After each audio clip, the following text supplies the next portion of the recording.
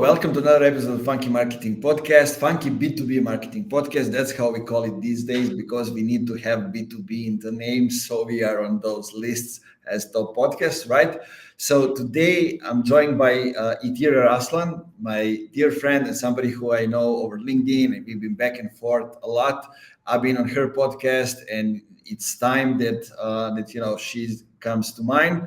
She's branding expert, host of the marketing meeting podcast, and I would say somebody fresh who talks about marketing culture and all this other stuff. And today we're diving into what makes brand truly iconic. We're going to explore her companies like Nike, where she worked a lot brand culture with marketing, and discuss some other stuff, amongst others, how to work fractional roles strategically with companies. But before all that, Itir, welcome to the show. Thanks so much for not joining me because I'm so used to hosting guests. So my first reaction is said, thanks so much for joining me, but actually, thanks so much for inviting me.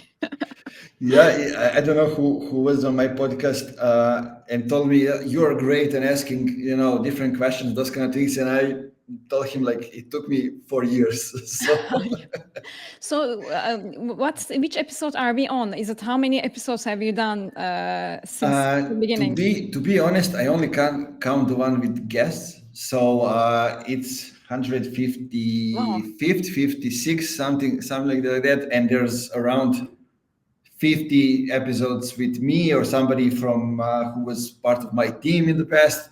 So I think around 200 episodes, something like that. Perfect. So bring it on. I mean, like I became a B2B marketer just 8 years ago. So I'm a B2C marketer, but I don't know if it matters or not because as much as I do B2B, I don't do different things. Many of the things still overlap, and I don't assume that I'm doing B2B marketing and changing the style that I'm working. So, but I mean, if I give too much of B2C examples, that's because that is the practicality, and it's easier to associate with some of the things that I'm going to explain. Yeah, I totally agree, and thanks for sharing that. And I mean, some of the things matters when it comes to the B2B or B2C, and some don't. And I'm somebody who talks a lot on this podcast and in general about how B2B should adopt a lot of stuff from B2C, especially when it comes to the way we do marketing. Right, because in B2C is direct to consumer, and I think we are able to experiment a lot more and to test things out, and the conversion happens a lot easier because it's only one person that we need to convert, right? Yeah. So from that perspective, you get to a lot of insights faster, and then you can just iterate and go and get to desired action. Yeah, exactly.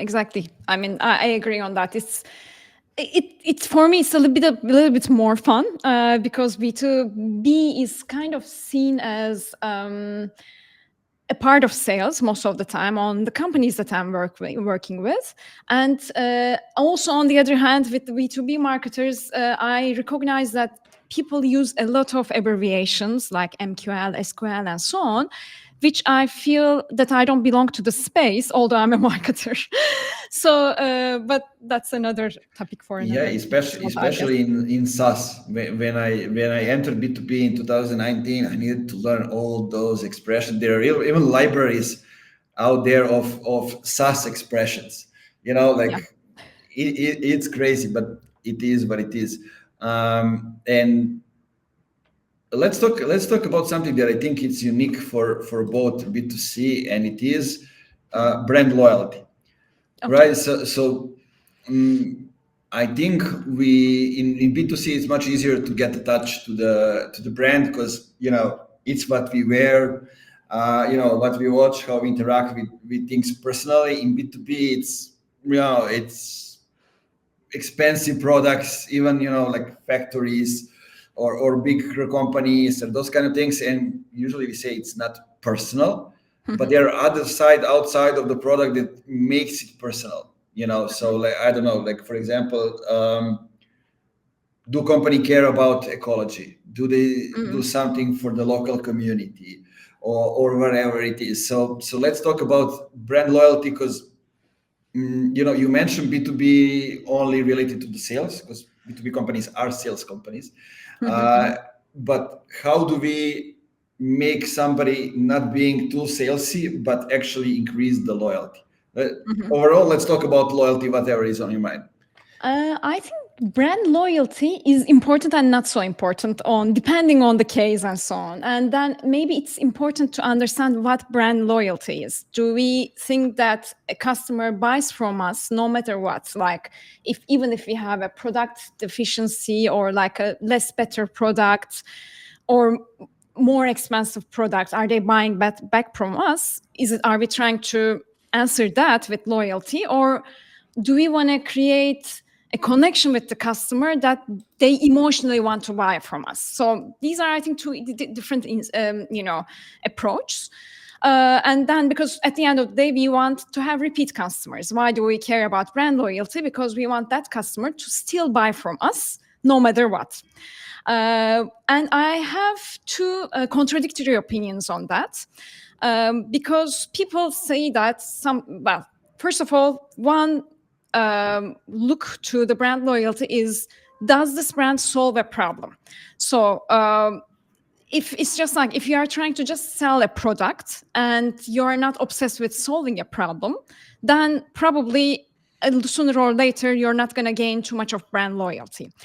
So I'll give an example from two products, and you're going to understand what I mean better. So one of them is a household product, which is like a disinfectant,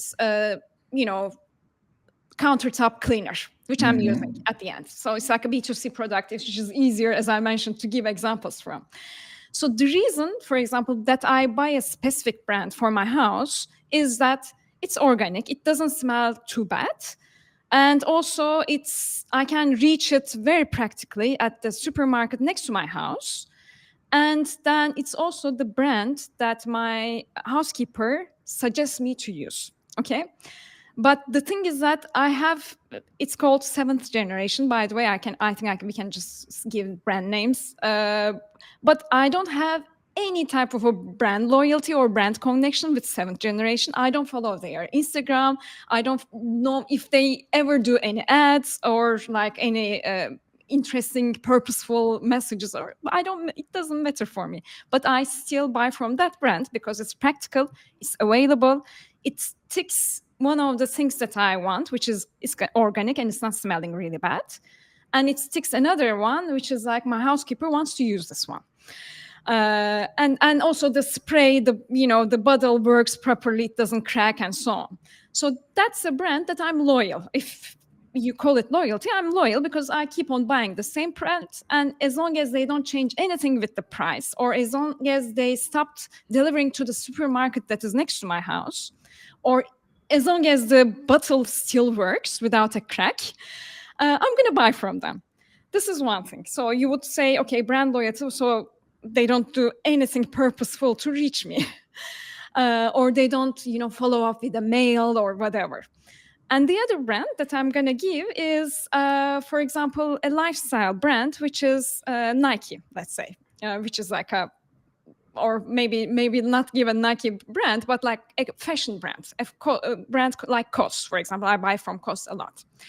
But the reason I buy from them is that their style matches me, and I feel connected to the brand because whenever I enter their stores, someone is, greeting me with like some kind of interest, and then the lines that they have are matching to my personality and so on. And then even if they are sometimes not available to me, I would still continue buying from them. So these are the two things that I think people need to pay attention to. Especially, of course, brand loyalty comes a lot with the customer service that we are providing, other than the occasions from the household brand that I'm telling. But these are my things. So brand loyalty is important, yes, but it doesn't mean that we need to build an emotional connection with that person. And in that case, the meaning of brand loyalty loses its importance. Yeah. Well said. A good example. I love that. We have a comment that says repetitive purchase is equal to loyalty until the best alternative comes along. And we all seen it. It's happening. But tell me, um, how connected is loyalty to the brand's identity, or is it connected? Some little philosophy that we can get into. Um, it is sometimes connected because when you, okay, again, think about a supermarket. You enter the supermarket with a aim to buy a cleaner for your house. And you are used to buying the similar brands when you enter. And if they suddenly change something in their packaging and your mind is scrolling, your brain is trying to scroll through thousands of SKUs, Yeah. and or if they change their shelf space, you probably cannot see it while you are trying to rush to home to take care of the family and so on, that you would not buy that product. So I mean, I think in that sense, of course the brand image really matters because you are kind of, your brain kinds of links with the the product with the person, with the brand, and you want to see that one. So that's why I think it's really important when we are doing like major branding change, especially for FMCG, where you are competing with thousands of similar brands. I think packaging pays and also shelf space pays, is very important. But on the other hand, it's also like, for example, for a fashion brand, if suddenly they stop, doing, the right innovation and then the right product, you suddenly stop buying from them. But your question was about like more of the brand image or brand identity. What was that? No, you explained it well. Exactly why I ask. If you change what's in the core identity of the brand, no matter if it's like from a visual side of the things or from the way we are using it, right? You get to lose your loyal customers because they may not recognize the brand anymore, or they don't have the use that they had from that brand, in the past. And I think oftentimes the issue starts with the product line. If someone is used to buying a similar type of product with a similar type of quality, with a quality level, and you suddenly decide to lower that quality, or you suddenly decide to shift to a complete different fashion line, let's say, there is a risk that you're going to use people. But then then the question comes up to, maybe you want to do that intentionally because you want to capture another audience. Those are the things that we sitting here externally out of the brand's umbrella, we may just forecast. We may not know the exact reasons always why a brand does this or that. There's a very important example that I have, for example, And Other Stories is one of the fashion brands that I used to buy so much of their stuff. And they were doing, let's say, for example, this one is from there, for example. But lately, probably they changed their fashion or like their creative direction, also for the collections. Last 3 years, whenever I go there, it's flowers, a lot of colors, that I stopped buying from them because it's a complete different brand now. I mean, it's just like what it used to be is now different than what it is right now, both in terms of quality and in terms of also the style that they were offering to me as a person. So, but maybe that's that because they see that not. I mean, They don't have too much of Iters in the world, and they don't want to. They want to catch up with some other customer profiles. So I cannot blame them for doing something wrong. Yeah, you look at yourself from the customer's perspective in this case. Always.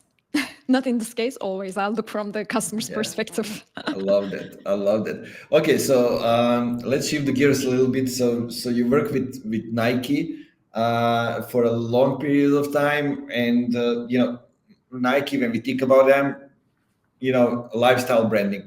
It's sports, and then they move it outside of the sports to the everyday street style and all these things. So, what would you say are some of the elements of their strategy that like most of the brands should adopt, or should they just adapt them, or should they just copy some of those? Mhm. You Mhm. know, talk from whichever standpoint do you want. I want people who are in B2B to listen to it, no matter if you Yeah. take that stand, because I think we need to start thinking that way, right? Yeah. Because I'm always saying, like, sure, we have like software products, those kind of things, but user experience is the same, and we can relate to it no matter what we do.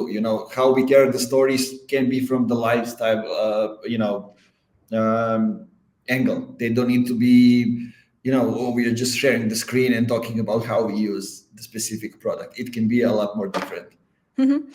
I'll start with one thing. First of all, not every brand needs to embrace a lifestyle, needs to try to be a lifestyle brand. Just think about Amazon, for example. They are just delivering very fast and it's convenient, it's the best price, and so on. Is Amazon a lifestyle brand? For me, not. No. Maybe there are some elements that matches to the lifestyle brand boxes, but not. But they are solving a problem. They are delivering me the product very fast manner, and sometimes, even though I don't like some of the things that they do, it's very convenient, and they are pushing for, like, there's one strategy that they have and they are going through that, so they don't need to adopt a lifestyle brand strategy. But for brands, which is the fun part for me, that's how I feel, being a lifestyle brand and doing marketing for a lifestyle brand is good, because of some certain reasons. For example, if we want to give an example from Nike, which is a good example, and it's also an easy example, by the way, because sports is a big thing in people's life. It can change their lives for better. It can create fans. And it's really, there are so many rich stories that you can weave around the brand. So it was, I was lucky to work with a brand like that in my first marketing role. So when you look at Nike's mission, it's to bring inspiration and innovation to every athlete in the world. And meaning from athlete, if you have a body, you're an athlete, which means like everyone can be an athlete in Nike's mind. So this mission, probably only a part of the world knows that. They don't need to scream out loud from the rooftops saying that, okay, this is our mission and love us. It's not that. That mission is the starting point of every strategic decision that they are giving, not only on the brand side, but also on the other business channel side. For example, when you say inspiration and innovation, if you want to bring inspiration and innovation to every people in the world, look at their campaigns. They're all inspirational campaigns. Look at their past Nike towns, because now I'll move on to why they are not performing good right now. The Nike towns would be like a place that you enter and you get inspired by the store design, by the products that you see, by the music that you hear, by the stuff that you see. They are like inspiration athlete people. They were like hiring all these coaches and so on. So that box was checked.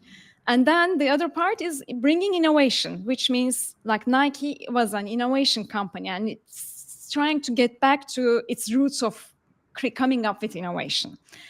And so as a brand, they keep on pushing the inspiration and innovation pillars constantly for many years, like decades, let's say.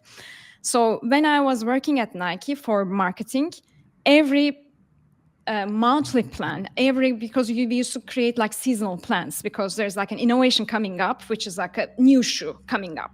And it's an innovation and you have to tell the story of that innovation. But you have to always inspire with some kind of a brand message that is matching to that innovation. So every season when I was building my plans, it needs to have, okay, how do I inspire the customers? And how do I bring this innovation land into the local market with which message? And that message might be different for the customers in US, and it might be different sometimes for the customers in Eastern Asian country. So that's why I think the thing that people, I think, should know about missions, visions, purpose, and those type of things is that those things should be things that drives your strategic decisions as a brand.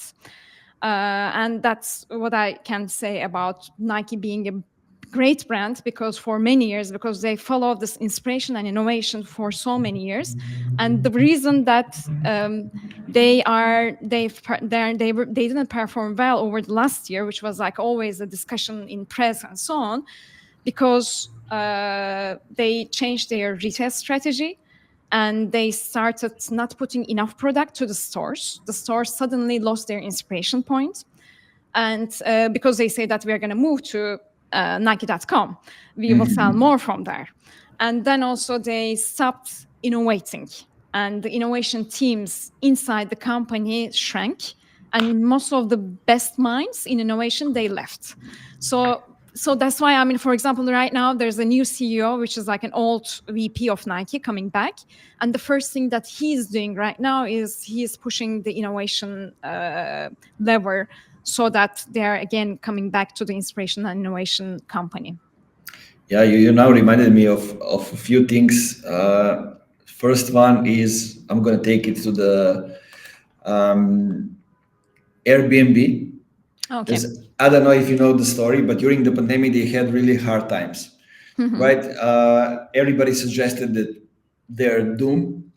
But what Brian Chesky did, he got back to the Steve Jobs, and what he did with Apple, and said, okay, let's look at the company. Product people are spending so much time doing the project work, all these kind of things. We have so many different campaigns when it comes to marketing running around all around the globe. There's no order over there. Everybody's doing what they want. We look different in all these aspects, and we try to control all of them, and nothing is happening. We are not rolling out the new features, not satisfying the customers. So he said, what we're going to do, you're going to all respond to me. Nothing goes out until I approve it. And at the same time, he stopped, like, product people should take care of the product, and not only inbound, meaning only from the technical side, but also from the outbound side, meaning owning the story as well. And what we can control when it comes to marketing is going to go from strategic standpoint on a global level, and all the small departments in the countries will just react to it and act accordingly to that. We won't control that. We cannot control that. We can just control whatever we can control. And so now what they do, once a year, they ship, I think, around 50 features. They gather the feedback from the customers, they work on it, and they just ship features for the customers, right? And transform from that side. And it's kind of interesting, how owning the strategy, owning the story, and if we talk about in theory, it should stop the company from moving forward, right? Because it's just one guy, Brian Chesky, the CEO, who is saying yes or no if we should ship something. If he cannot do it, they don't ship it, right? But it turns out the way he structured the company, that's how they move forward faster. Yeah. Right. So kind of interesting.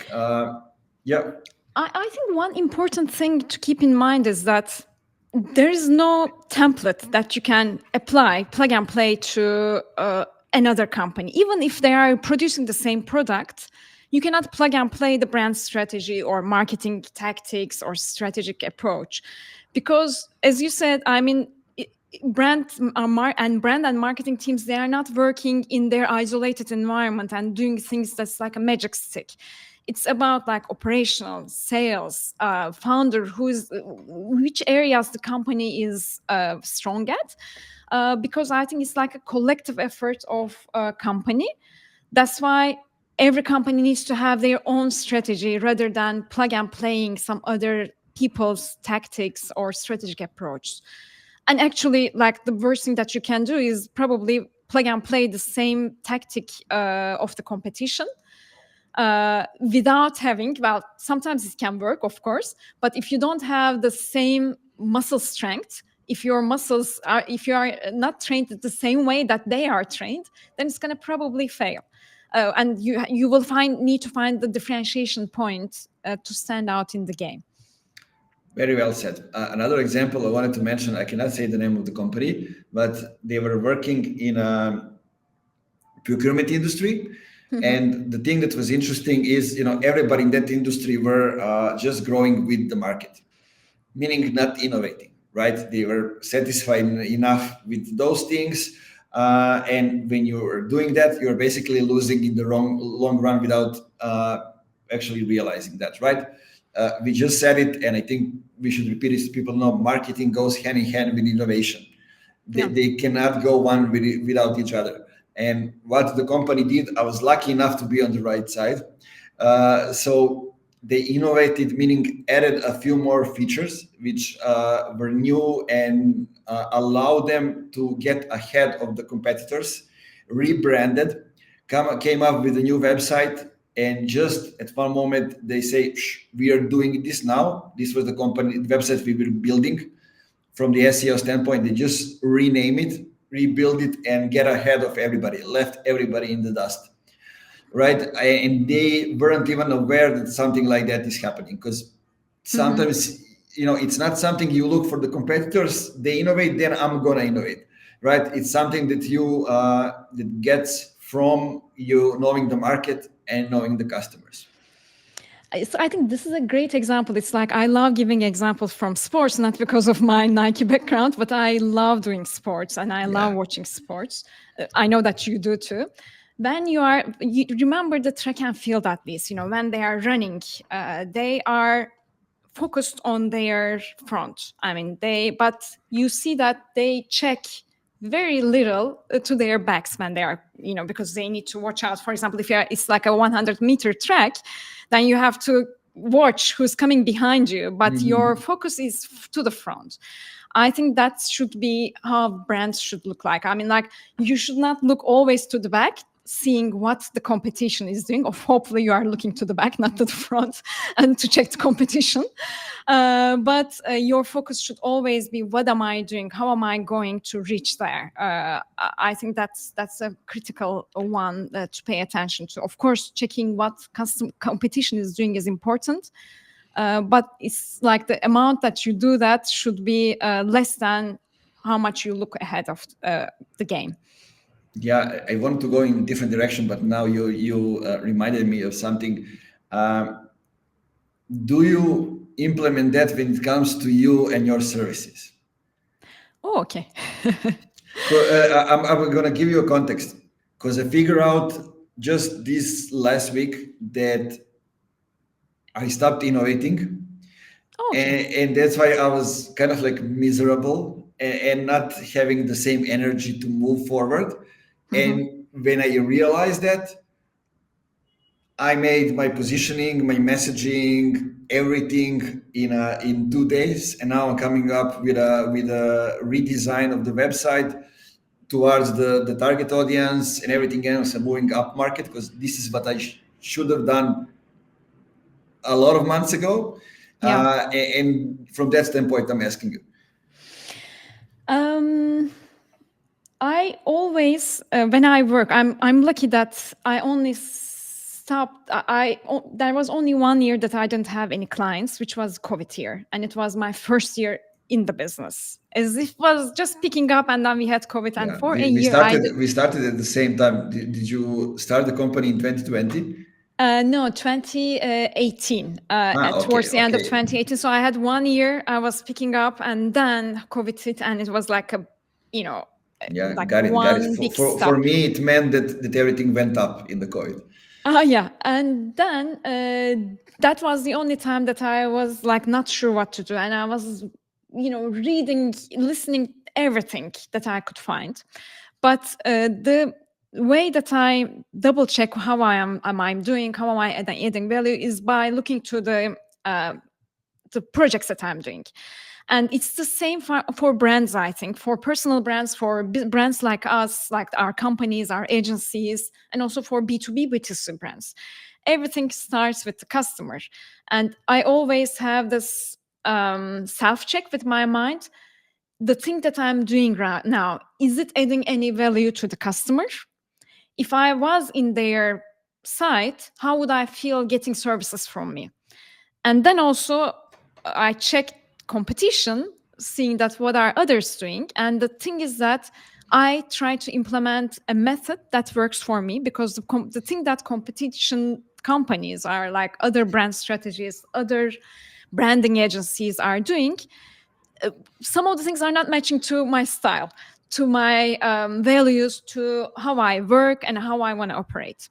And since the beginning, everyone is telling me you need to find bigger teams, you have to scale with more people, more teams, and so on. And you have to really push like with the smaller agencies, startups, because that was where a lot of startups needed help. But that didn't work for me, because I didn't want to have like a huge team, because I managed huge teams in the past, but I wanted to be more flexible. I don't want to lock myself into my business. So that's why, I mean, how I innovate is I always double check what I'm doing right now and does it add value to the company. And even sometimes I go enter the areas in the businesses that I should not be entering, meaning that, okay, I also give advice about their HR policies, or if a founder needs to have an assistant, or if the founder needs to change how their sales team operates. If I have an idea about that, I don't keep it to myself, and I don't say, okay, I'm doing just marketing for these guys and I'm paid only to do marketing. I will really jump in and question that and spend enough time with that person, with the founder, to fix that. Because I know that it's going to affect me at the end, because if their sales operations is not working, they're not going to sell. And it will affect also my performance, I mean, because they are not selling. So that's why, I mean, I always check from the customer side, is it adding value? But also on my side, is it the thing that I want to do? Because not always customer decides. It's the customer that you want to work with decides, not every customer. Yeah, I love that, and that's why I asked you basically describe what I was thinking, because I'm usually that guy as well, right? I think I talk a lot with couple of people that I'm working with daily, and I think it has something to do with us being seniors in our roles, having experience, and we are not a good fit to enter the company in house. Right, and I see that as a lot of companies are hiring like people who are meteors or juniors, but meteors on a high level position, because seniors question things not only related to their job, but how the company is managed, how the things, because they have experience, they have seen things, especially if they worked in similar industry and they know what they are doing. So it's a little bit hard. But on the other hand, if you bring somebody like that on a fractional role, can help a lot and can advance the company in every single way that person touches. I have mixed feelings actually with the fractional roles. Although I'm doing fractional CMO for brands, and the reason that I have a problem with, it's personal. It may not be the case for others. First of all, I don't love the word fractional, like as a term. The branding needs to change. And I kind of changed it lately to consulting CMO rather than a fractional CMO. Because fractional still matches you with the hours that you spent. Also the part-time CMO matches kind of the hours. Yeah. And the other thing is that if you don't pay enough attention, or if you don't have the right methodology to be a fractional CMO in a company, or if the company's marketing team is not structured well enough to work with a fractional CMO, it can be just like a full-time job. I mean, you open the day, which I found myself a few months ago in the same position. I was like, on Mondays, I had this huge email list, and I was asked to perform things that I should not be doing, because I'm like, my services may be more expensive for that. Or, if they use my hour for that, they're going to end up getting some mediocre level experience. So I started thinking that, okay, I'm working for clients. It's fractional roles. I'm working on weekends to cover up my fractional, because I act like a full-time person. And it's just like getting mails, and I need to get back to the mails in an hour. because everyone is expecting a lot from me. And then I suddenly now in a position thinking about this fractional CMO thing, and I kind of changed the way that I'm giving my services lately just because of that. So I don't want to feel like I want to be I'm just working like a full-time employee at a company, and that's, I think, everyone needs to find their own path of doing fractional work. And there was an interesting discussion that I have with another person from the industry. And I think I'm going to ask this question to the audience and leave it there without any answer, because they cannot contribute to the speech. He said he is wondering if because we always think that retainer is the best thing that you can have. Like if you have a retainer for a year, that's perfect, then you're good because you are secured. But he says, like, what if I do project basis and help the same brand partner up with the same brand on a project basis based on their needs rather than having a retainer thing? And he recognized that he might earn more in that model rather than a retainer model. If you leave your stresses behind, not doing, lacking retainer contracts, then it should be the case. And when I do the calculation, I think retainer versus project base might win in some cases. Yeah, I totally agree. I had that situation when I talk about working with Wix, and you know how much the project costs, what are the KPIs and those kind of things. It's not a retainer. It's like, this is how many months it's gonna take us to come up to do this. These are the KPIs, weekly, monthly, however do we say it, and this is the pricing for that, right? So from that standpoint, yeah, where I'm going for me and for my services, the way I see it, I want to become a partner to the company. Meaning I might start with a 3-month sprint to do specific thing, achieve a specific goal, establish a specific muscle, I don't know, like do a specific campaign or an event, whatever it is, see if we are a fit. Then I move more into something that is part-time or fractional, or however do we call it. I don't call it fractional as well, just when we talk it feels familiar. But then, I want to, maybe if they don't have anybody from the team, I can include somebody else to help them with other stuff, right? I'm still getting the provision for that.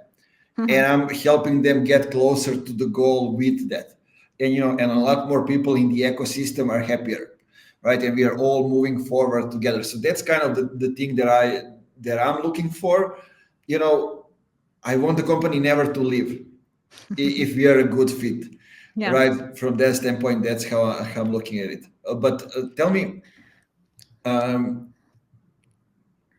I often see you, especially on the weekends when I scroll and I see a lot of posts, because not many people post on the weekends. So I can see the post from the people who posted even a few days before. But you, take photos of different billboards, campaigns. You look around you. So anything that that you remember that kind of feel like I don't know, like this is something that was a bold campaign that I see that they took risk, but it paid off. Maybe you wouldn't do that, but they did it and it paid off, or I don't know, or something that just made you laugh. I think those kind of examples are always good. Yeah, I mean, I love, probably, this was actually this discussion with a friend that I had last week, because I mean, when I shop, when I work, when I see a post on LinkedIn or so on, I suddenly have an idea about that. And oftentimes I either get fun or sometimes it's like very interesting, and then it challenges my status quo, also even my status quo. And also on the streets, I sometimes see good examples, but I oftentimes see a lot of wrong examples and funny examples, because and I can clearly see why that happened, because of the internal backstage moments. So that's why I liked sharing it. And my friend, like, we were having fun because there was like this billboard and we had so much fun out of it. And he said like, why don't you take a picture and post it? And I'm just like, I mean, I don't want to, make someone upset about it. Or of course I can share it and make a fun out of it, but I don't want to make up that person, the brand manager, upset because of that. Because I mean, I have empathy for those people as well. So that's why I mean, like, and he said like it would be really fun to watch you on LinkedIn if you were just like this, there, like very without any limits, without any let's say filters and so on. I'm sometimes wondering maybe I will just like remove a little bit of the filters that I put to what I say or what I feel. But again, it's just like, does it make any sense? I share if I see something really wrong, I share it, and I just like it's not like I share it not because of the fact that I want to make this person sad or like the team sad. I just want to share it because I want to correct it. I want to correct something in the system sometimes. I don't know if it pays off because I'm just like, I have almost 6,000 followers and I don't know if it really helps. But it's just like, I also don't throw like even a small piece of paper rubbish to the street because I know that it may help. So that's the mindset that I have. Yeah. But if you want a recent example of an ad that I don't like, I can always talk about that. Where I want to go, and now we kind of get the foundation for that. Let's talk about the storytelling and the importance for and where I want to get specifically is, challenger brands, not looking at Nike or Apple or whatever it is, like, but what can smaller companies, challenger brands, how they can use storytelling, and which parts of the creates the whole story of the company that they can use to kind of get ahead maybe of the bigger players. I think the storytelling word, like frame, is kind of overused nowadays, just like the word authentic, or I don't know, like there are some words. Yeah, because not every brand needs to tell a story. Just like the example that I gave from a household cleaning plant, they don't need to tell a story to me, and I don't need to listen to their story. But it doesn't mean that every household brand needs to just avoid storytelling. It just depends on if there's some kind of a story worth telling. And sometimes it can be like a founder story. It can be like an innovation story. It can be how you establish this company. But it really depends if it will resonate with what you are delivering, your product, your audience, because storytelling is at the end of the day something about you.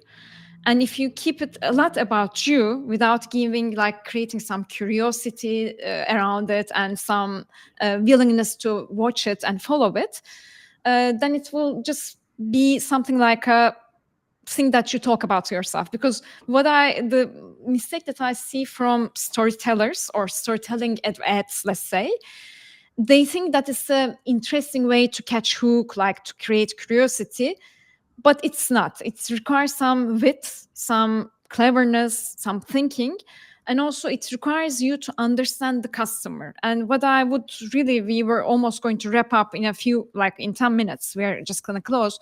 And the most important thing that I can tell to people that are listening or to the brand marketers that are listening is that a lot of things are solved if you understand the customer. And also understanding the customer is another frame that is overused, although I know that. I think it's important to understand the customer, and customer cannot be understood by looking to data only. Or just listening to the customer. Yeah, listening to the customer. But the thing is that knowing your customer is nowadays associated with the assumptions of the founder of the team about the customer. The team sits in a boardroom, in a meeting room, or in their homes, and they assume that the customer is like this or that based on some data or their people that are buying from them and so on, or like their buying habits. But it's actually a bit complicated than that, because we know that data doesn't reflect that customer's decision making. I mean, we can be living at the same building, looking exactly similar, wearing exactly similar things, but our data from both different homes might say different things because, for example, my computer is also used by my husband or my kids. You know what I mean? When we know that there's a data problem. And understanding your customer depends on how much you are interacting with them. Oh, is it a bird? Oh, yeah. What a fuck. Okay. Okay. Do you want to wrap up or shall we watch? It's like a huge Give me a second to open the window. What the fuck? Interesting. That's more interesting than what I'm telling right now. Okay.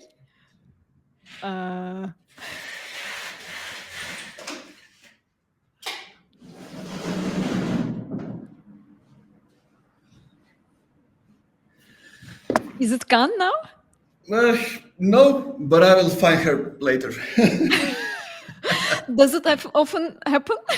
Yeah, probably like the guy who works here from here and there left the window too open for some reason. So yeah, but that was a unique episode. And I was like talking very excitedly. Yeah, that person saying, no, you are more interesting. I know. I mean, like bird is always, nature is always more interesting than a brand strategist talking about understanding the customer. Yeah, see, somebody said on LinkedIn that now we are more interesting. Yeah, exactly.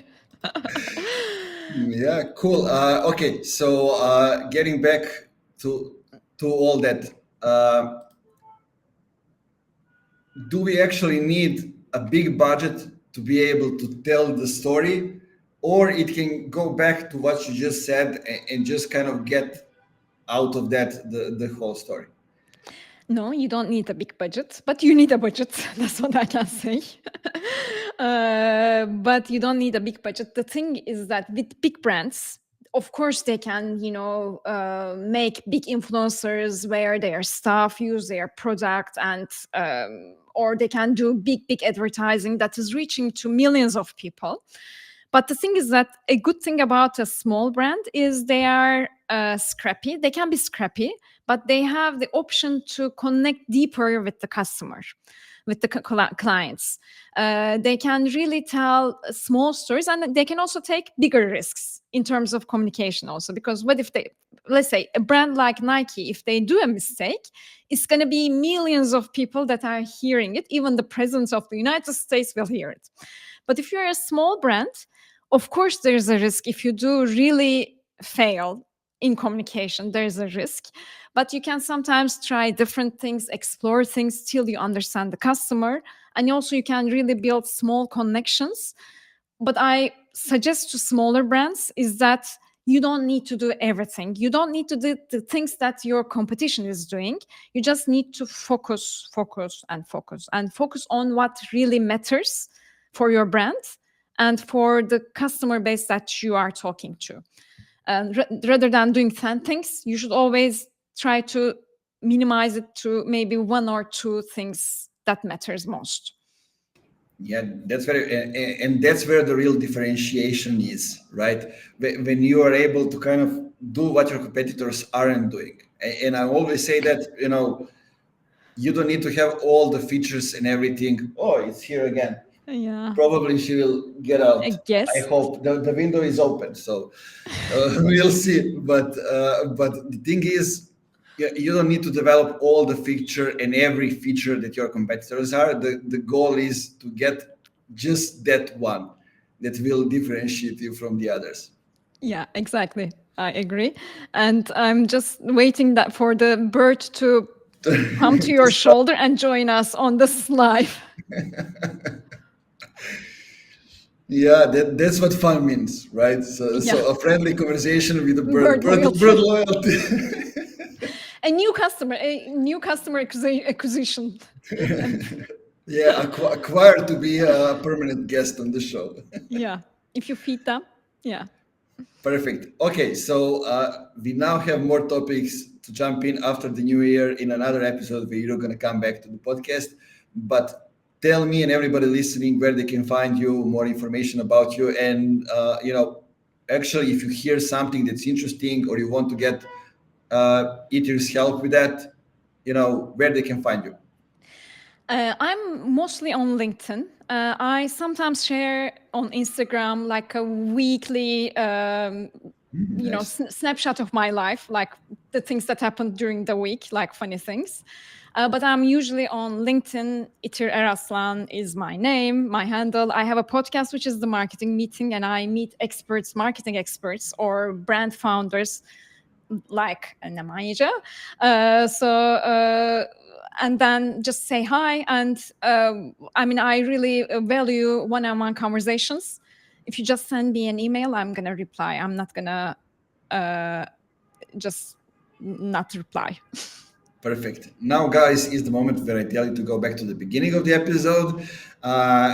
Check out everything that Itir said. She said some really essential stuff. I would say that you need to think about and to kind of implement. Go back, check the bird again. So if you are not watching this, go find the video version.